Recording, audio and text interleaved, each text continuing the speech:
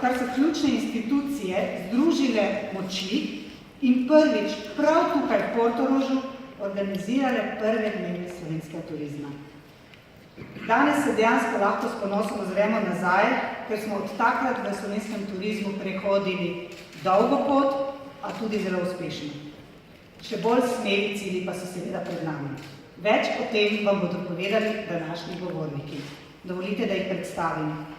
Minister Zdravko Počivalšek, magistrica Maja Pak, direktorica STO, Andrej Prebil, turistična gostinska zbornica, Blaž Cvar, obrtna zbornica Slovenije, Peter Mistja, Turistična zveza Slovenije in seveda Drago Bulc, Društvo novinarjev Slovenije.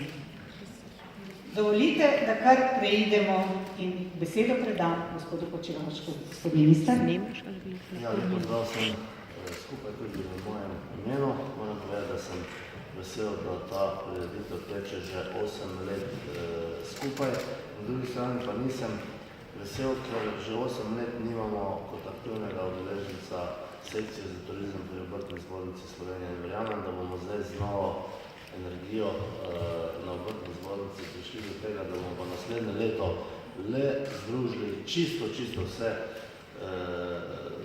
subjekte, ustvarjalce slovenskega turizma pod krovno streho dnevo slovenskega turizma, ampak to je naloga za naprej in glede na to, ko vidim tukaj veliko, verjamem, da bo to tudi narejeno. Zdaj leto 18 kaže na to, da bo še naprej pri nas rast fizičnih in finančnih kazalcev v turizmu. Dejstvo pa je, da bo rast v turizmu bolj zmerna. To na koncu kažejo tudi začasni statistični podatki. Tukaj je bilo lansko leto rekordno, imeli smo skoraj 5, oziroma mora biti natančen 4,9 milijona turistov, to predstavlja 14,6% rasti glede na leto 16. Naredili smo 12,5 milijona nočitev, to je na nek način serija 3 let, 15, 16, 17, se pravi 15 smo prvič prišli preko 10 let, 16 preko 10 let, preko 10 milijonov, leta 16 smo imeli 11 milijonov in pa leta 17, 12,5 milijonov turistov. Dolžina bivanja v povprečju je znašala 2,5 dni, povečalo se je število tujih turistov. Treba je vedeti, da je 3/4 vseh prihodov tujih in da, oziroma 3/4 nočitev, 2/3 vseh prihodov pa naredijo tuji turisti. Dejstvo je, da mi rastemo hitreje, eni pravijo, ja, vse to se povsod v svetu dogaja, da dogaja se, vendar je rast v Sloveniji nadpovprečna. Mi smo imeli rast prihoda tujih turistov 18,3%, Evropa je na 8%, svet pa na 7%. Nove, visoko kakovostne globalne turistične proizvode za zahtevne obiskovalce razvijamo in to je temelj, zaradi česar jaz mislim poleg dobre promocije, da smo naredili ta korak naprej. Tudi znotraj trga se mi zdi, da je naša politika vsaj v tem usmeritelnem smislu zastavljena v pravo smer, tako da je to na nek način rezultat, ki smo ga tudi dosegli. Dejstvo je, da smo lansko leto sprejeli strategijo trajnostne rasti slovenskega turizma 2017-2021, da imamo noter ambiciozen cilj. Želimo uresničiti vizijo in postati, ali pa jaz mislim, da v velikem delu smo že, vse na tem prvem delu, zelena, aktivna, zdrava destinacija za 5-zvezdična doživetja. In zato, da bomo ta naša 5-zvezdična doživetja lažje bolje tržili, smo Slovenijo preoblikovali v 4 makrodestinacije, mediteransko Slovenijo, alpsko, termalno-pomorsko ter srednjo-slovensko regijo z Ljubljano. Želeli smo spostaviti tudi 4 produktne klastre, prek katerih bomo najlažje predstavljali in pa tržili naše destinacije. Želimo spodbuditi povezovanje klastrov znotraj Slovenije. Ne želimo, da imamo meje znotraj Slovenije, ker veste, da turisti še Slovenijo pa ne ločujejo v drugi, kaj šele, da bi se mi znotraj sebe razmejevali. Kot ključni temelj za to, da smo naredili ta preboj in podprli te svetovne trende, ocenjujem to, da smo ponovno osamosvojili Slovensko turistično organizacijo, da smo podvojili proračun iz tistih prejšnjih 4, 5 ali pa 6 milijonov na 12. Z razpisi smo podprli 84 novih inovativnih in integralnih turističnih produktov, 31 vodilnim turističnim destinacijam smo pomagali v razvoju in digitalni promociji in zelo pomembno, en ukrep, ki bo šele dal rezultate, ampak mislim, da je zgodovinsko gledano pomembno. Preko SID banke smo vzpostavili kreditno shemo v višini 160 milijonov za financiranje projektov z področja turizma. To je prvi tak produkt, posebej namenjen turizmu, bivši Jugoslaviji so to imeli, ampak na drugih področjih gre za finance, ki bodo do 30 let, ki bodo imele do 5 let moratorija in obrestne mere nižje od referenčne. Skratka, to je en ukrep, s katerim želimo podpreti tistih ne vem koliko tisoč novih postelj napisanih v strategiji trajnostne rasti slovenskega turizma. Mi smo aktivni tudi pri sistemskem delu.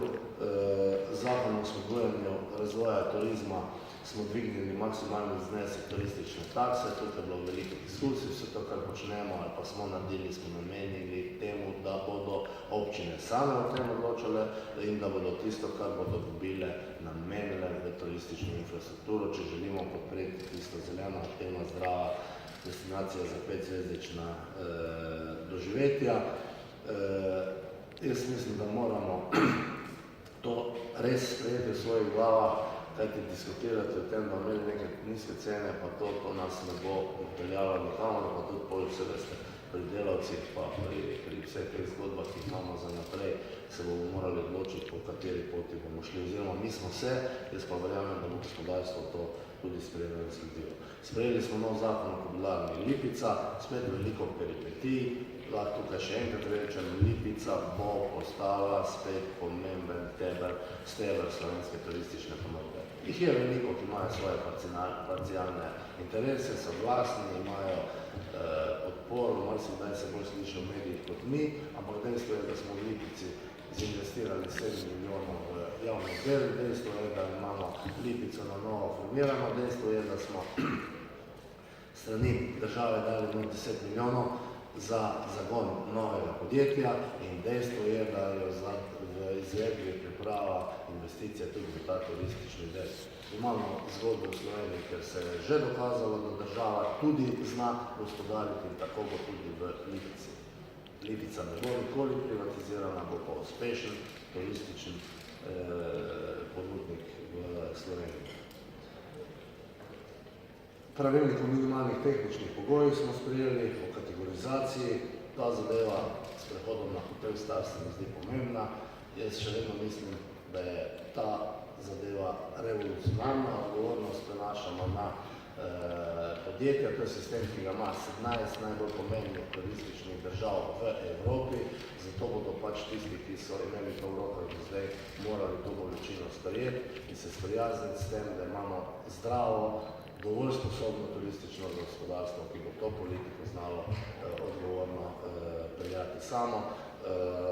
Seveda bo pa zato potrebno sprejeti tudi odgovornost. V novem mandatu želimo nadaljevati z aktivnostmi podpore razvoju slovenskega turizma povsod tam, ker se je izkazalo za dobro in bomo poskušali izvajati zastavljeno strategijo.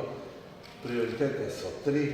Prvič, prestrukturiranje hotelskih podjetij v državni lasti, to je zadeva, okoli katere se lomijo kopja in se bodo lomila kopja. Je letos, naslednje leto, veliko je takih, ki jim je ta strategija pasala samo do neke točke, zdaj bi pa zadeve peljali po svoje v drugo smer. Jaz nisem siguren, ali bomo uspeli to zadevo prelomiti, ker so sile, ki tega ne želijo, zelo močne, ampak obljubljam, da bomo naredili vse, da bomo ta hotelski del, ki predstavlja 40% kapacitet, pa mislim, da preko 40% podjetij, pa 70 ali 60% vseh sob hotelskih prestrukturirali na način, da bo bolj uspešen in da bo podpiral tisto zgodbo petzvezdičnih doživetij. Pripraviti želimo master plane za vsako od 4 makrodestinacij, oblikovati model spodbujanja ustrezne kadrovske politike. Kadri so večplastno gledano ključni problem slovenskega turizma, ne samo v fizičnem smislu ali pa v številčnem smislu, ampak v vsebinskem, in to je zadeva, ki se ne da rešiti samo z denarjem, ampak tudi z denarjem, in tu bo potrebno dati skupaj in gospodarstvo in država, da bomo s sistemskimi ukrepi naredili pogoje za to, da nam bo kdo sploh še hotel delati v turizmu 5 zvezdic, aktivnih, zdravih, zelenih doživetij brez vrhunsko usposobljenega kadra ni. Če hočemo imeti pa vrhunsko usposobljen kadra, pa veste, da treba narediti marsikaj. Čaka nas celovita prenova in posodobitev zakona o gostinstvu. Moram povedati, da nisem zadovoljen s tem, kar smo uspeli narediti v prejšnjem obdobju. Znotraj tega zakona naredili smo samo to, da smo poenostavili prijavljanje gostov. Mi smo nadregulirana država, ne samo v gostinstvu, ampak zakon o gostinstvu je tisti, kjer ga bomo poslušali. Seveda, brez vaše pomoči ne bo šlo, oziroma brez pomoči gospodarstva, zliberalizirati te mere, da bomo lahko pač tudi tukaj prepustili odgovornemu turističnemu gospodarstvu, da bo nekaj zadeve vodilo, ne pa da bo država skrbela, če karikiram, ki boste obešali garderobo ali pa s kjere strnila resne navece in karikiram, da ne bo nekdo spet ne citiral pa v drugo spet to zadevo podala. Skratka, pred nami je veliko ciljev in verjamem, da smo na izzive pripravljeni na obeh straneh, na gospodarskem delu, kjer imamo v vseh segmentih malih, srednjih podjetij in tudi velikih potencial intelektualnih, da gremo potem pod te novi, po drugi strani, na strani države, na strani STO-ja, pač pripravljenost za to, da pridemo do konca. Se pravi, naš cilj pa je, tega prej nisem povedal, v tej strategiji želimo na koncu tega procesa ustvariti 4 milijarde prihodkov od turizma, ampak ne na račun fizike, ampak na račun višje dodane vrednosti. Zaključil bi z besedami našega alpinista Neca Zaplotnika, ko je osvojil 79. leta Mount Everest, ki pravi, da kdor išče cilj, bo ostal prazen, ko ga bo dosegel.